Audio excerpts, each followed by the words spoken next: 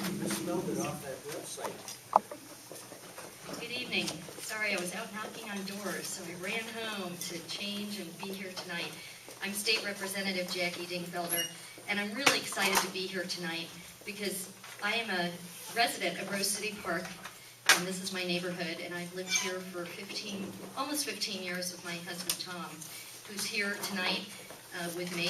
And I'm really proud of my neighborhood association, which sponsors one of the best candidate forums in the entire city. Even before I started in the Oregon legislature in 2001, I volunteered as an active citizen serving on many boards and commissions. I'm currently serving my 4th term as your state representative, and it's been an honor and an incredible experience, and now I'm asking for your support as your next state senator. I've worked hard on many issues important to our district. Last session was particularly productive, and I'd like to share some of the successes in what I hope to accomplish as your state senator. We reinvested in education from pre-kindergarten to post-secondary education programs.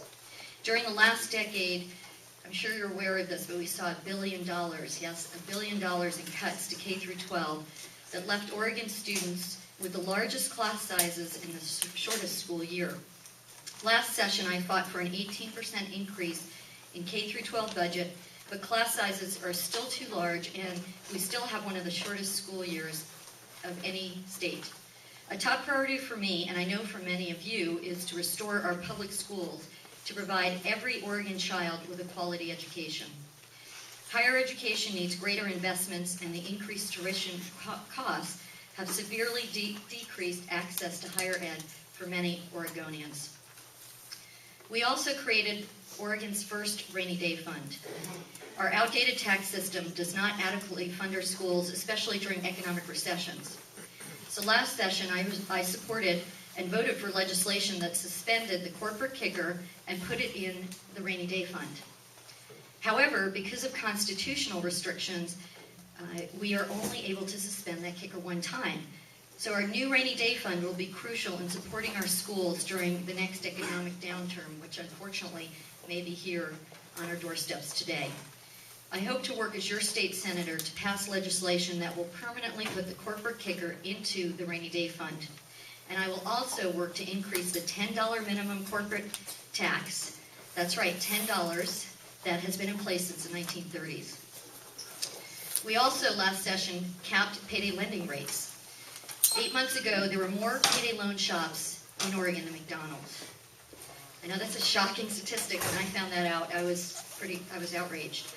Last session, I helped pass legislation that capped interest rates at 36%, which is still a lot, but much less than the 500 or more percent that the payday loan stores have been charging before we capped them. Consumer protection has become increasingly important, and we still need to address the subprime mortgage situation, and this is something that I will work on again next session. We also increased access to health care and mental health services. I think it's essential that we address health care and mental health services together. They're both vitally important to the well-being of our community. Last session was a turning point for health care reform in Oregon.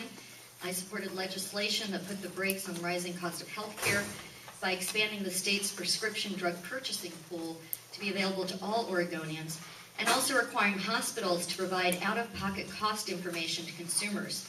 That way you know what the hospitals are charging you, and you know that ahead of time. I also supported Senate Bill 329, which created a task force to do the hard work of developing a plan for universal health care. Mental health programs remain woefully underfunded in the state, and the situation has improved since we passed the Mental Health Parity Act in 2005, but there's still a lot to do. Because of my experience in environmental policy, I was asked to chair the House Energy Environment Committee, and I still serve as that chair. During last session, I championed some landmark legislation, and this will create jobs and help Oregon once again be a leader in the environment. I passed laws to establish a statewide system for recycling computers and TVs, so hold on to them until January 1st, 2009. It'll be free.